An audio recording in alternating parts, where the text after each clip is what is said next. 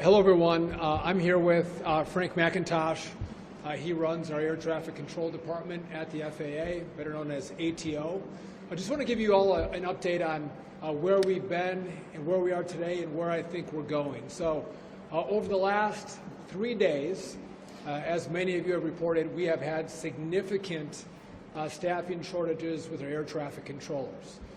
Saturday, Sunday, Monday, very rough travel days, significant cancellations and significant delays.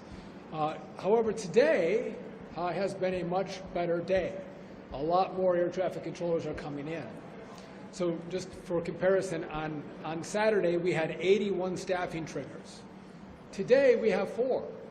So I think our air traffic controllers are seeing an end to the shutdown and feel more hopeful, and they're coming into their facilities. So we're grateful to them for all that they're doing. I was just up in the tower here at O'Hare, and I'm proud of the men and women who have given to the country and have showed up for work, making sure our travelers are moving safely through the airspace. I'd also note that there are short air traffic controllers at this facility, and we need more of them to come into the profession. Young men and women, some of the brightest in the country, have to come into this profession, and this shutdown is going to make that more challenging, more difficult for us to accomplish that goal. We used to have 4 air traffic controllers retire every day. We now have 15 to 20 air traffic controllers retiring a day. So that's a problem. Long after you all finish covering the shutdown, we are going to be stuck dealing with this problem where we're about 2,000 controllers short, trying to make up that difference. We're going to do it. We're going to work on it, but that has been a problem of the shutdown. I mentioned I want our air traffic controllers to come back to work. So to be clear, anywhere from 24 to 48 hours after the government opens, they are going to get a photo ID and 70% of their pay. So 70% of their pay comes within 24 to 48 hours. So I encourage all of them to come to work, to be patriots and help navigate the airspace effectively for the American people. The remaining 30%, I think, will come in about a week after the government opens. I want to say thank you to Senate Democrats, the 8 of them that voted to open up the government. That's critically important. This is now going to go to the House. I encourage every single Republican and Democrat to vote to open the government. And I don't want to be Chicken Little for you all. I'm going to give you what I see. So if the government doesn't open, if the House doesn't do its job, I've had questions about what happens for Thanksgiving. There's a lot of Thanksgiving travel. What's going to happen during that time frame? I'm going to tell you we are not going to get to Thanksgiving. You're going to see this Friday, Saturday, and Sunday. Big disruption thus far, massively more disruption as we come into the weekend if the government doesn't open. It is going to radically slow down. So the House has to do its work. And by the way, I'm very hopeful. It seems like they're in a good mood to come in and vote to open the government. And again, I hope they do that. We're going to take your questions in a moment, but I do want to let you hear from our acting ATO, head of our air traffic controllers, to talk about what he's seen. Then we'll come back and we'll take some of your questions. So, Frank? Good afternoon, and thank you, Mr. Secretary. But before I say anything else, I do want to thank the men and the women, the air traffic controllers, our supervisors, our technicians, our individuals that work at our FAA JTOC and Command Center who have kept this system running over unprecedented times, under unsure times of when the next paycheck's going to come and how they're going to make ends meet. And through it all, they kept everyone at this airport safe, as well as all the airports around the country.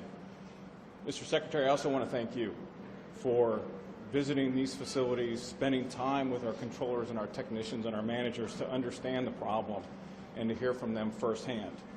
I can't tell you how much it means to them to have a boss come and listen to that and listen to them and how we're going to get past the shutdown. From the Air Traffic Organization, we're extremely hopeful that we are on the eve of the shutdown.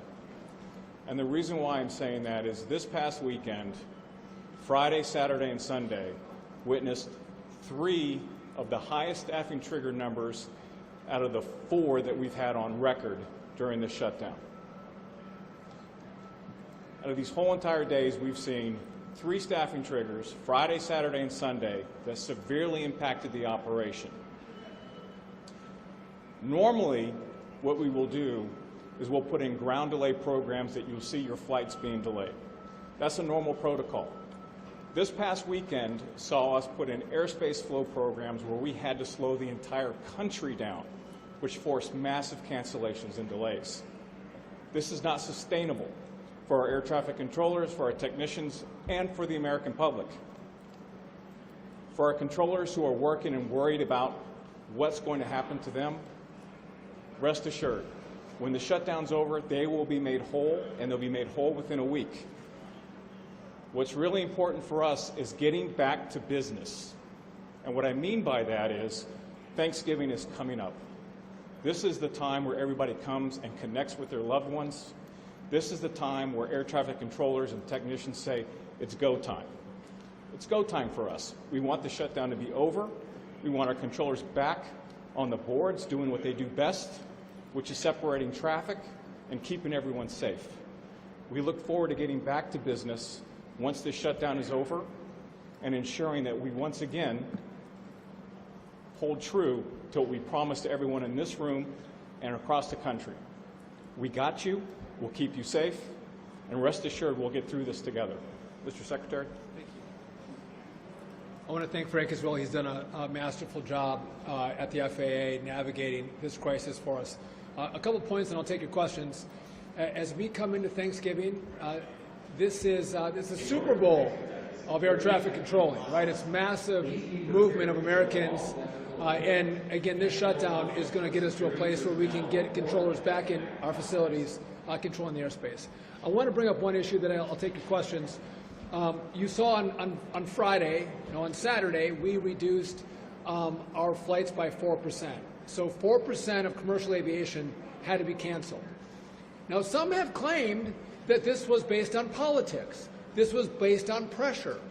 And I would just tell you that this information to do this reduction in flights by 4% on Saturday, it came from the safety office. The safety office made the recommendation, they elevated it, and we implemented it. And I'd also note on Saturday, Sunday, and Monday, the cancellations in the airspace were higher than 4%, right? So some might argue we didn't cancel enough flights. Today, we increased it by another 2%. So we're at 6% of cancellations of flights in the airspace. Some have asked, when are you going to start rolling those back? The answer to that is this has all been data-based. We've seen incursions on runways. We've seen loss of separation in the airspace. And we've seen heightened complaints by pilots of the communication they're having with air traffic controllers. When this information goes in the wrong direction, we have to make decisions to keep people safe. You all saw it with the DCA air crash. The last administration didn't see the 85 near misses that happened in that airspace. They didn't take action. They didn't look at the data. So we are going to look at the data and make the best decisions possible to keep the traveling public safe. That's what we've done. When that data changes, we're going to start taking down from 6, maybe we'll go to 4, 2, and get back to normal air travel. But I want to just clarify what we've done and why we've done it with the reduction of flights. And by the way, I think that by having a system-wide reduction where people and airlines can think through the cancellations, that's far safer than seeing hotspots around the country and random cancellations and delays. It leaves airplanes stuck at certain airports. It leaves crews stuck in other locations. It's way harder to manage. So we think this was the best approach to reduce the risk in the system and improve safety. So with that, happy to take your questions. Yes. Secretary Duffy, thanks so much for coming to Chicago. I'm Alex Capriello with News Nation. You talked about loss of separation, essentially aircrafts in the sky getting too close for comfort. Can you expand a little bit about what the data shows, how close maybe some of these aircrafts are getting to each other, and then if this were to, God forbid, end in disaster, what you could say the DOT and the FAA is doing to prevent an aircraft fatality or something that really would be catastrophic? Yeah, so we didn't have near misses, but we did see the incursions of those separation requirements. Right? When you have that, that's a sign of more risk in the system, which was one of the factors we looked at when we made this decision. Listen, you could walk outside. I can't guarantee your safety. You get in your car. I can't guarantee safety, but I have to look at the risk in this system, and then we have to make decisions based on that risk and based on that pressure. And that's what we've done here. And again, it's been a lot of conversations, a lot of analysis, and making the best decisions we can possible with the information we have, the controllers we have. But to be clear, we are concerned about people having flights delayed and having their flights canceled. That's a problem. But that is a secondary problem to safety. Safety is the number one issue. I want you to get safely to where you're flying. That is issue number one. And a quick follow-up, sir. Can you give us a timeline of what it might look like when the government does reopen to get things back to normal for the flying public and for the airports all across the country? That's a great question. So we're going to wait to see the data on our end before we take out the restrictions in travel. That 6% we have in place right now. But it depends on controllers coming back to work. Today's a good sign. We had 4 staffing triggers today. On Saturday, there were 81. I think Sunday was 53. So real issues in the last 3 days, but today looks better. And the House does their work tomorrow. I think we're well on our way to getting to more normal air travel, less delays and less cancellations. Yes? Hi, Miranda Davis, Bloomberg News. Earlier you mentioned that if the House does not vote or if the government does not reopen, there would be massive disruptions this weekend. Can you quantify that in terms of like a percentage of flights canceled? So I can't quantify, but in my conversations with the airlines and with the FAA and what we're seeing with air traffic controllers, we feel there are going to be significant issues in the airspace. To quantify it, I don't have a crystal ball for you, but I can tell you what we're seeing with all of our equities, there will be real disruption. Oh, I think it's going to be more than 10%. And I think we might find airlines that have to make decisions. Do they keep flying? If this doesn't open, you might have airlines that say, we're going to ground our planes. We're not going to fly anymore. That's how serious this is. Yes? Hi, Secretary Duffy. Casey Cronus with Fox 32. Can you respond to President Trump recommending a $10,000 bonus for air traffic controllers that have come to work during the shutdown? And then second, how do you plan to fill that gap of 2,000 air traffic controllers that you will need to when this is all done? Yeah, listen, President Trump, brilliant. Listen, the air traffic controllers who didn't miss a day, they came for every scheduled shift that they had. They should get a bonus. Now, I don't know how many there are going to be. We have to do that analysis. But I'm aligned with the president. We are going to pay them a bonus, and it'll be $10,000, depending on how many we have. They should come to the White House, and he should present them with their checks. They're patriots. We are grateful to them for the work that they've done. How do I make up the 2,000? So I was doing 2 things. I'm supercharging our air traffic control school, our academy, getting more young people to come in. From the time they apply to the time they get into the academy, I've truncated that. I'm paying them a bonus to come to the academy. We've kept paying the students at the academy a stipend to make sure the academy is still operational. We've done all those things. But we've seen that young people have been less willing to be air traffic controllers when they see they may not be paid. That's a problem. But the second part of what we've done is we have air traffic controllers who can retire after 25 years of service. I've asked them, they're the most experienced in the airspace. I said, would you please stay on? Please don't retire. I'll give you a 20% upfront cash bonus if you don't retire and you stay on the job. And what we've seen in the course of this shutdown is a far greater majority of those controllers that I thought were going to stay are now retiring. So it makes my problem more difficult, it's more challenging, but we are going to get the Academy fully operational to get as many controllers into the airspace as possible to make up that differential. Yes? Thank you. Kind of the opposite. The president's also talked about penalizing some of these air traffic controllers who took sick time. So can you talk about what that plan would look like there? Well, my concern is for those air traffic controllers who, before they missed a paycheck and were in the shutdown, they decided on a continual basis not to show up for work. They don't know how long the shutdown was going to be. They hadn't missed a pay period, and they didn't come to work. I'm concerned about those controllers. I'm concerned about their dedication. I'm concerned about their patriotism. And so we haven't made a decision, but we are going to look at those controllers who continually made the decision not to show up for work. And again, we have to look at the data. I would just tell you, I'm trying to bring more air traffic controllers in. I'm not trying to take air traffic controllers out. But if we have controllers who systemically weren't doing their job, we will take action. Yes? Hi there, Maddie with CBS News. I wanted to ask how quickly will the air traffic controllers get paid once the government reopens? So how quickly will air traffic controllers get paid? So they'll be paid within 24 to 48 hours of the government opening.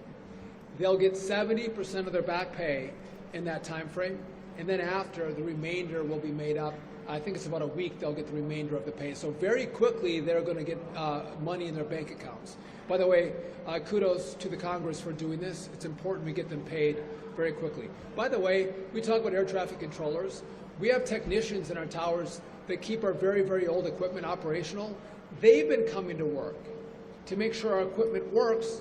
They've been moving without pay. We have a wide swath of people who are focused on safety. It might be trains, it might be certified aircraft that have all come to work without pay. We talk about the air traffic controllers today because it impacts people's lives, but a lot of people have gone through long work weeks, haven't got paid. I'm grateful they're going to hopefully get paid if the House does their work. Yes?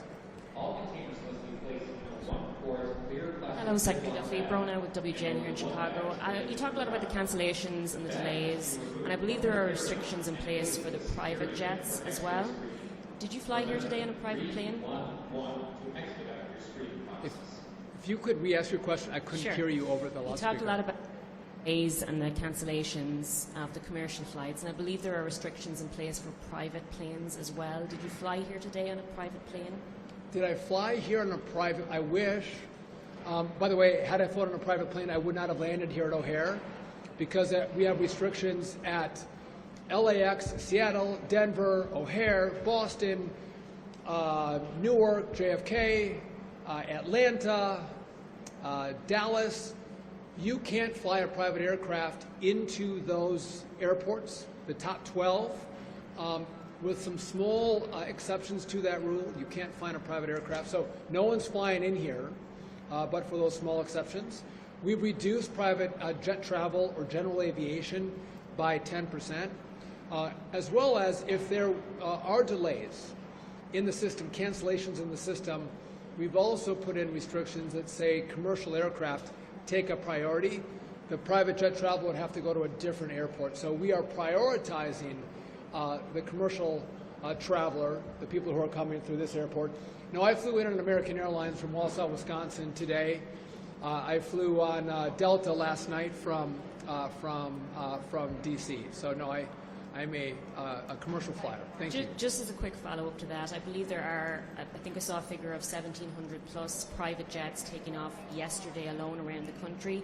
What do you say to the people here who've been stranded for days in Chicago alone, who maybe don't have the means to fork over hundreds or thousands of dollars to do so? So, listen, I'm not at war with private jets. If there's an airport that doesn't have shutdowns and delays and it's not one of my top airports, and they want to fly their private jets out of there, that's fine. Or you want to fly your little Cessna out of there, that's fine too.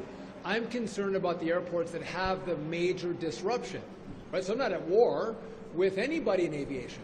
I'm just trying to efficiently and effectively navigate the restrictions that we've had with air traffic controllers and make sure that commercial aviation is traveling well throughout the system, which would make sense. I think that's what anyone would do. Yes?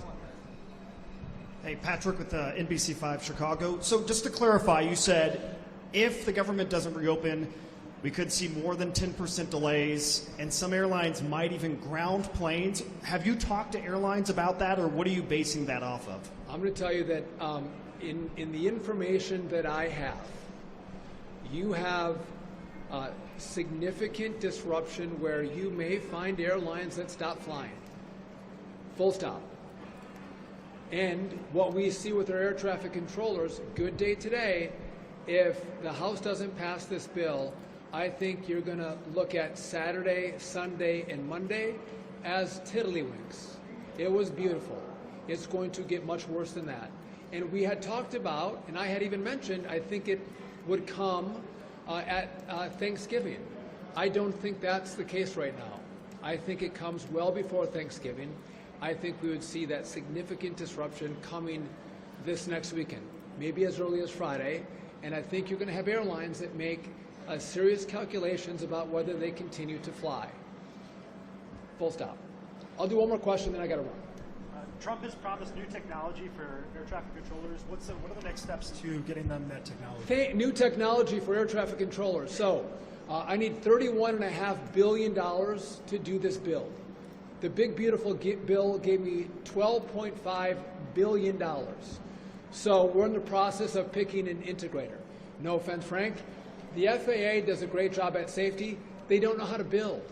So we're going to have an outside company manage the build. We're going to have radios, voice switches, new radar, new telecom.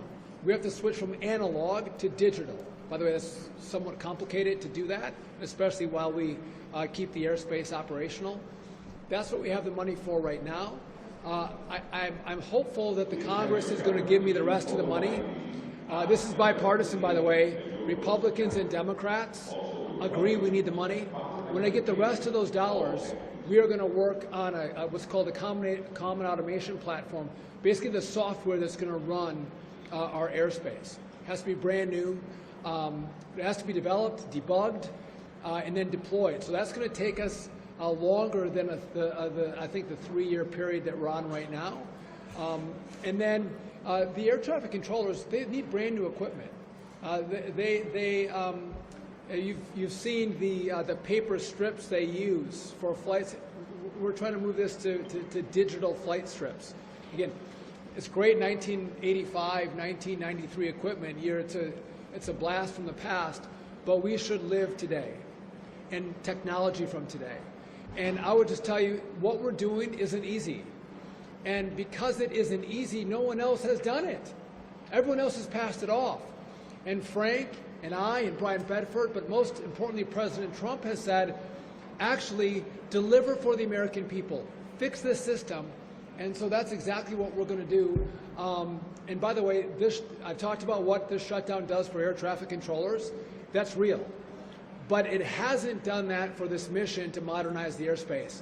We were given the money in the big, beautiful bill, so we had it in our coffers at the FAA. So that process has continued to move forward, which I'm grateful for. So that has not been delayed, though the air traffic controller issue is going to be a problem that we're going to deal with into the future.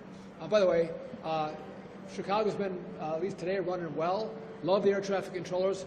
I hope they get my flight out on time today. I put a good word in for myself. Kidding.